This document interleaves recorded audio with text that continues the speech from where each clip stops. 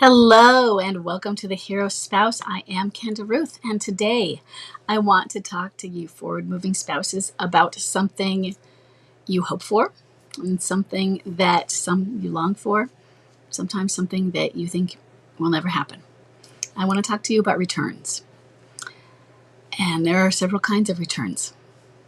And let's dive into this. Sometimes your spouse returns many times, right? Or what about when your spouse never really leaves? We have things called touch and goes. We have things called reconnections. What are all these different things? So you've been in MLC for maybe 3 months and your spouse comes along and says, I'm going to move home. Versus you've been in MLC for 3 years and your spouse says, I'm going to move home.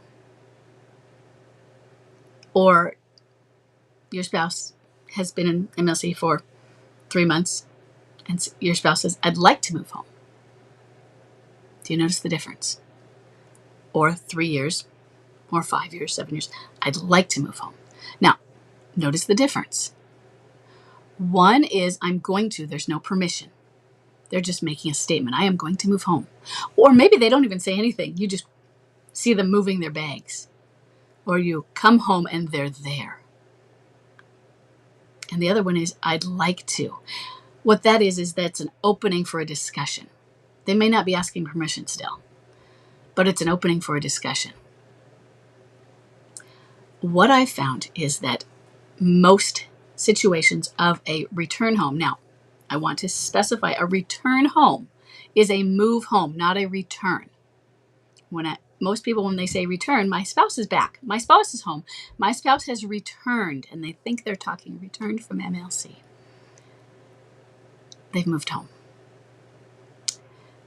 Most situations, when you return home, it's not really a reconciliation return, okay? Most of us do not have a plan. And most do not discuss a plan, do not formulate it, and do not talk about our MLCer with this. Or when we do, the MLCer is so resistant that it doesn't go far enough and they just come home. And I get it because we want that. We want them to come home, so we don't want to rock the boat. You don't want to mess it up, right?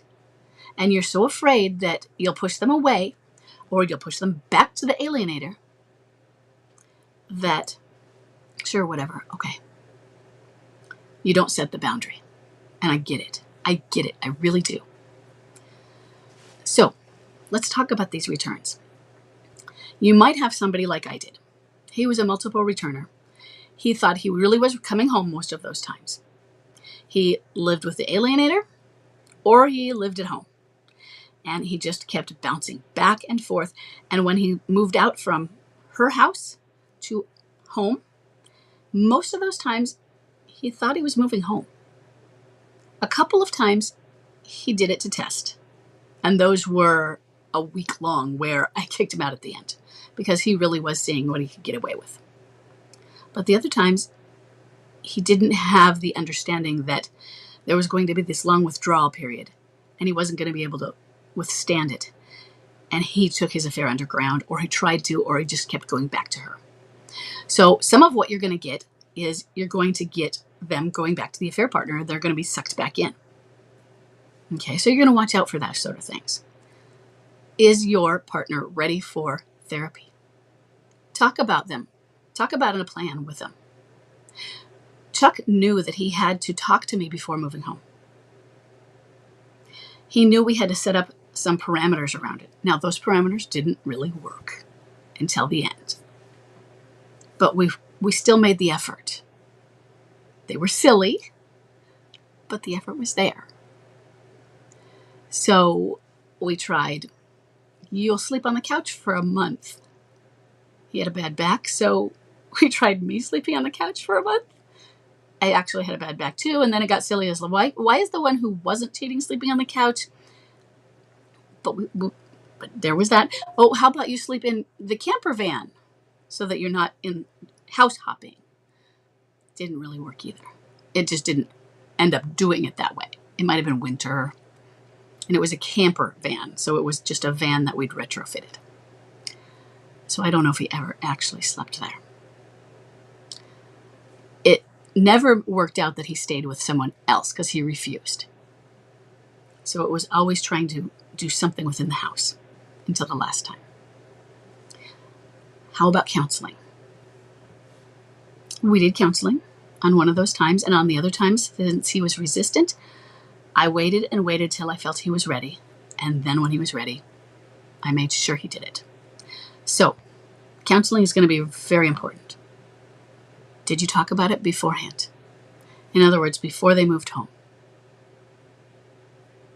Many times, no. This is above your pay grade, okay? So if you're not talking about and considering and calling the counselors and getting on the waiting list if they have the waiting list and doing it, you're sweeping it under the rug. And you need to do more than just say, I'm going to go talk to our pastor. You need a professional, somebody who is trained in couples counseling, in infidelity. If you get somebody who is accepting of midlife crisis, bonus.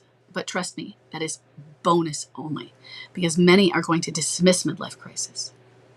Oh, that doesn't exist, or big deal. They will dismiss your idea of standing as well sometimes. I want them to be trained with infidelity, helping you set boundaries, helping with what needs to be done to repair. And if they are familiar with how to handle the back and forths that may happen, such as they have done for Willard Harley's program when he does Plan A and Plan B. And Willard Harley wrote after he wrote, hold on just a moment. Sorry, wanted to grab his books. These are old books, but he wrote Surviving an Affair and His Needs, Her Needs. His Needs, Her Needs was building an affair-proof marriage. Maybe we all needed this beforehand. And he has the Marriage Builders. So if you're familiar with Marriage Helpers, that's Dr. Joe Beam. This is Marriage Builders. And he has Plan A and Plan B, and they're very good plans for if you have a spouse at home while having an affair versus when your spouse has moved out, how to handle that, and how to handle when they want to come home, what you do, because you don't just let them come home.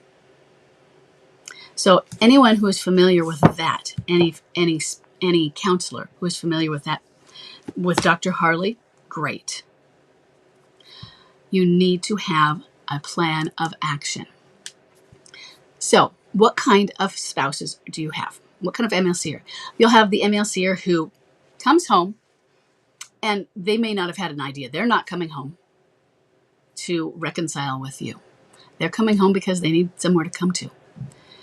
Maybe they're depressed. So maybe they're a low energy wallower, or they're between cycles of high and low, and they just don't have anywhere to go, and home is their comfort zone. They want somewhere, and so they just come home. They may come home and stay in a different room, or they come home to the marriage room, but they never really rejoin the marriage. They don't discuss it with you, or maybe for the first few weeks. But if you talk about it, they shut down. Or they burst out with anger before shutting down. In other words, if you bring it up, you're in trouble. That's not uncommon, okay? So I want you to be reassured with this. And they are going to be resistant to therapy. It means they're not ready. It doesn't mean reconciliation is not going to happen.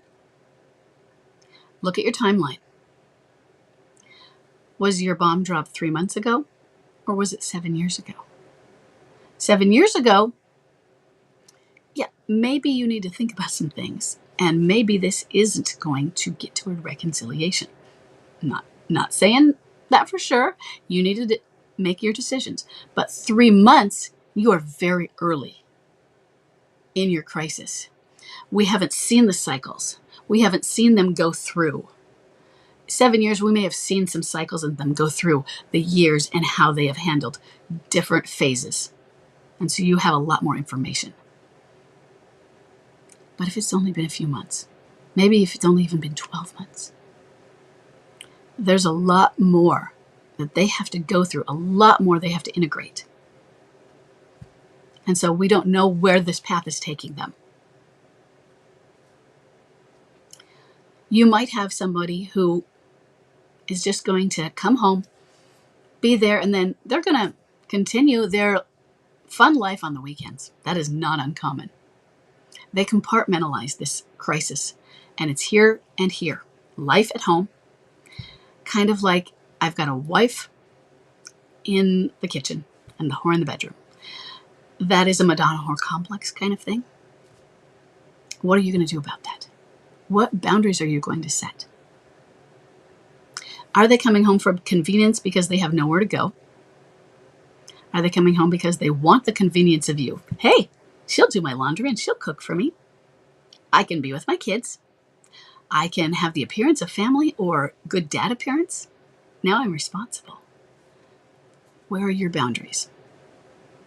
Are you going to allow it? Maybe your spouse is coming home because, hey, this is my place too.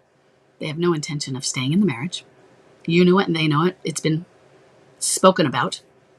They may or may not be in the process of, you may or may not have filed for divorce. They may or may not have filed for divorce. But this is my house too, and so I can be there. Are you going to allow for that? Can you allow for that? What I mean is, it really is their house too. And if there isn't an official separation, can you stop it? If you're standing, maybe you really don't want to rock the boat and you're afraid to rock that boat. Sometimes rocking the boat doesn't rock the boat in what you think it will be. Boundaries are a good thing to do. Being empowered is good in a marriage. It is not good to be a pushover, but I get it. Sometimes we don't know where that line is, right? And so do you want to say, no, you can't come here? Does that mean they're going to be on the street?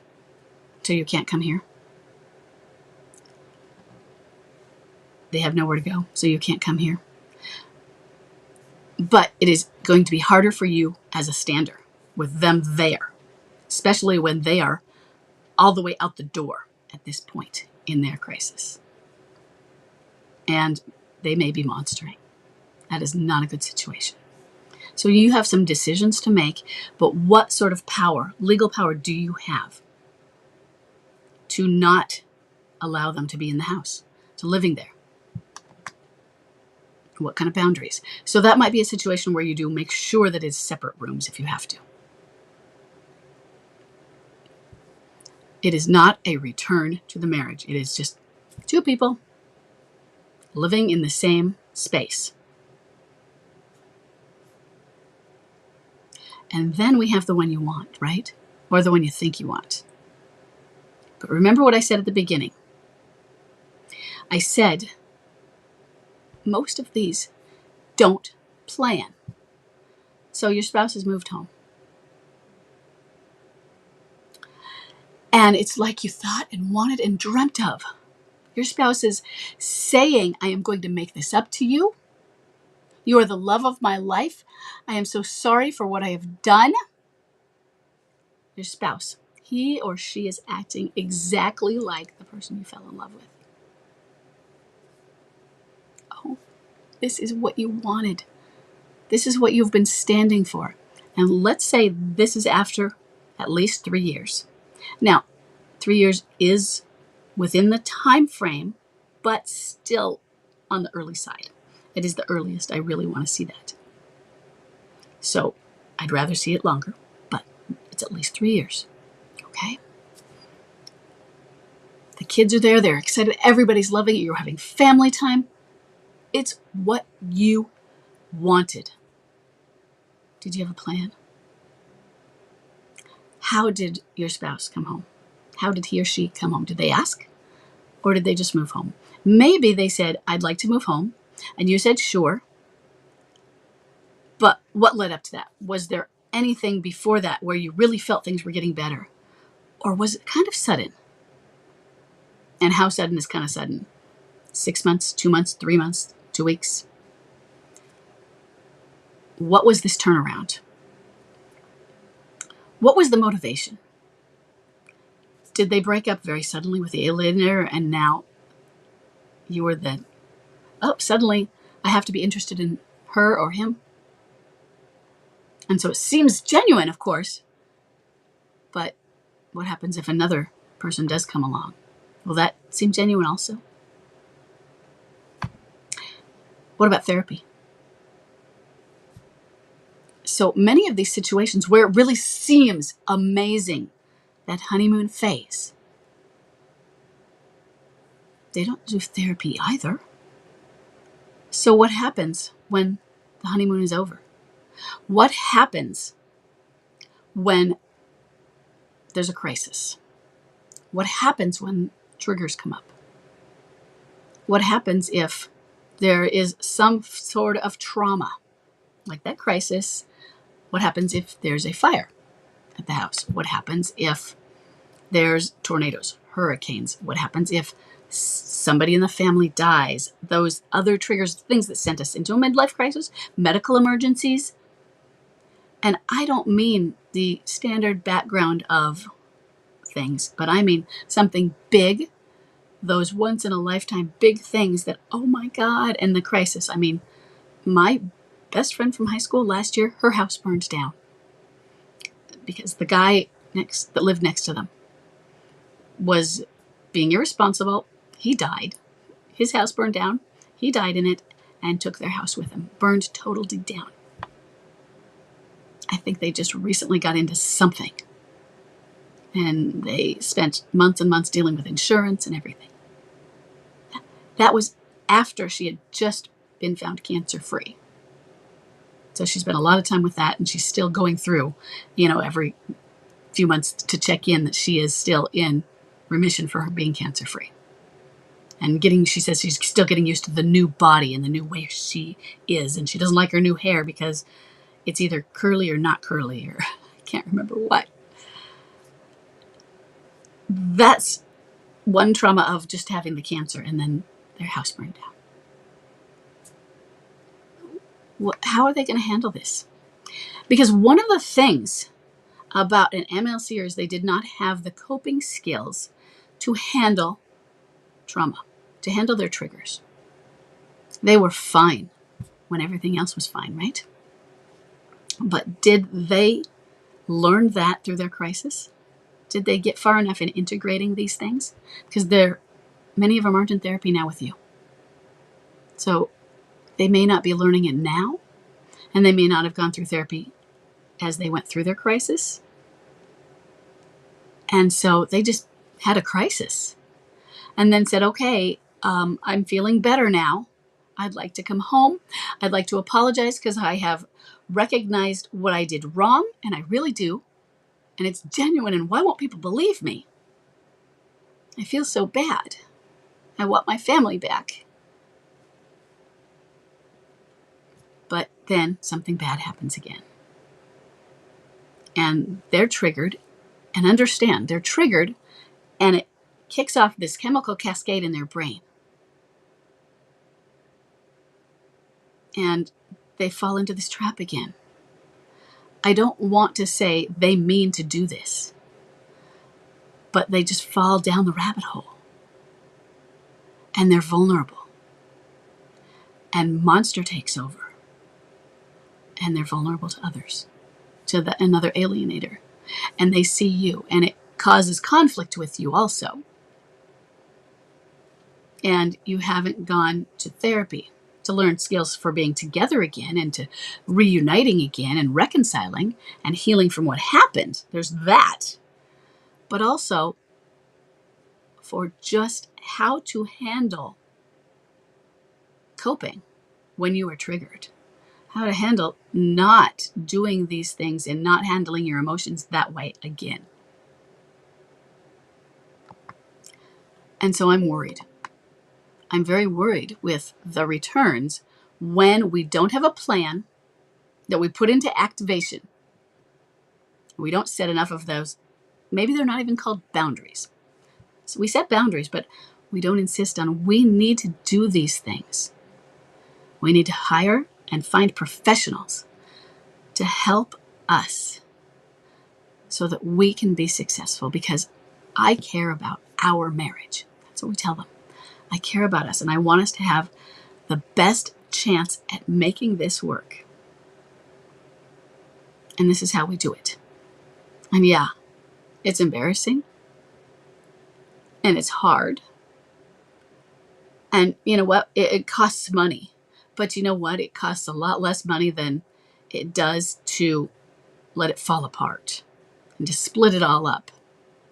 And it costs a lot less pain. And the work that it takes to destroy something that because of the pain and the damage that it does to the generation beneath us, to our children. It really is worth it to work on that, to get those coping skills. So I want you to think about what's going on with those returns when your spouse comes home. They sleep in the other room, they don't talk to you, and they just spend time on the weekends with their parents. Or they do their replay on the weekends. And that's where they have their alienator. They go away on the weekends and they just work. Maybe they compartmentalize. Or they just come home and they just don't come out of their room because they're so depressed. Or they just don't talk. Or they just stay angry. You're not allowed to bring it up ever. They don't really rejoin the marriage, but they kind of act like they do.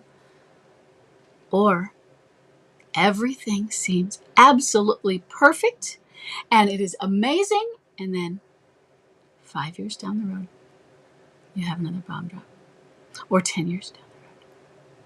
Maybe 15. Because they had not really integrated all of the issues, all of the developmental gaps. This is what worries me, okay? It worries me about all of us. And how do we know? Therapy is one of the things that helps. We don't guarantee, but it helps, okay? So I want you to think about these things. What kind of plan do you have? And think about, when you think about therapy, like I said, a therapist who might be familiar with setting a plan, such as what Willard Harley has set with Plan A and Plan B. And look at EFT, Emotionally Focused Therapy, which is a therapy designed for affair recovery. Okay? So I hope this can help you think about what you need to do as you're going through this. When I was doing this, I wrote and created the plan well before Chuck was ever going to come home. I had it in my mind. Okay? It scared him, even though he kept coming home. But he knew it was there in the background. Okay? So it's something to think about, please. And do it for you so that you can at least have some peace of mind. And I will see everybody in the next question. Please keep them any topic ideas coming, or